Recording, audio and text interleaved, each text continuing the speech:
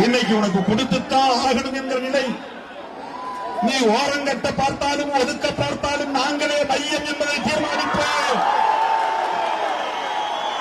திருச்சி மாநகரத்தின் மையத்தில் பேரணி நடத்துவதற்கு அனுமதிக்காவிட்டாலும் எங்கோ ஒரு காட்டுப்புறத்தில் எங்கோ ஒரு ஓரத்தில் நடந்து போ, நீ ஒதுக்கப்பட்டவன், நீ ஓரம் கட்டப்பட்டவன் என்று எங்களை ஒதுக்கி ஓரத்திலே ஒரு அனுமதியை தந்திருந்தாலும் இன்றைக்கு ஒட்டுமொத்த தேசத்தின் பார்வை இந்த சாலையில் தான், பழைய மதுரை சாலையில் தான். இன்று முதல் இந்த சாலைக்கு பெயர் அம்பேத்கர் சாலை. இன்று முதல் இந்த சாலைக்கு பெயர் ஜனநாயக சாலை. இன்று முதல் இந்த சாலைக்கு பெயர் சமத்துவ சாலை.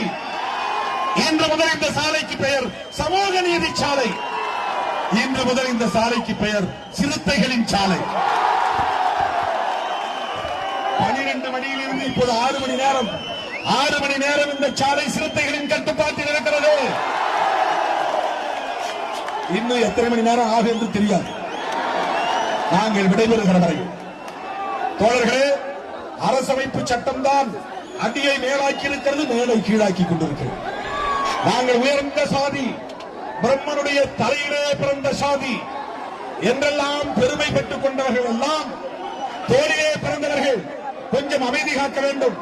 தோளிலே பிறந்தவர்கள் நாங்கள் சத்திரியர்கள், நாங்கள் வைசியர்கள் என்றெல்லாம் பெருமை பேசிக் கொண்டவர்கள் அனைவரையும் இன்றைக்கு எல்லோரும் சமம் என்று ஈக்குவாலிட்டி என்கிற பெயரால் சமத்துவத்தை உருவாக்கி கொண்டிருக்கிற சட்டம் தான் அரசமைப்பு சட்டம். அனைத்து சாதியினரும் அர்ச்சகராகலாம் என்று சட்டம். உச்ச நீதிமன்றத்தின் நீதிபதிகளாகலாம், உயர் நீதிமன்ற நீதிபதியாகலாம். யாரும் போட்ட பிச்சை அல்ல.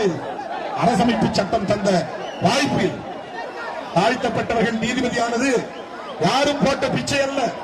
புரட்சியாளர் அம்பேத்கர் எழுதிய அரசியலமைப்பு சட்டம் தந்திருக்கிற ஒரு மாபெரும் உரிமை, மகத்தான உரிமை, மறுக்கப்பட்ட முன்னுரிமை.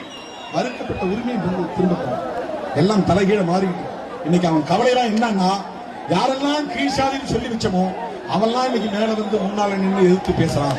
இதுதான் நாடே கெட்டு போய்விட்டு எழுதுறான்.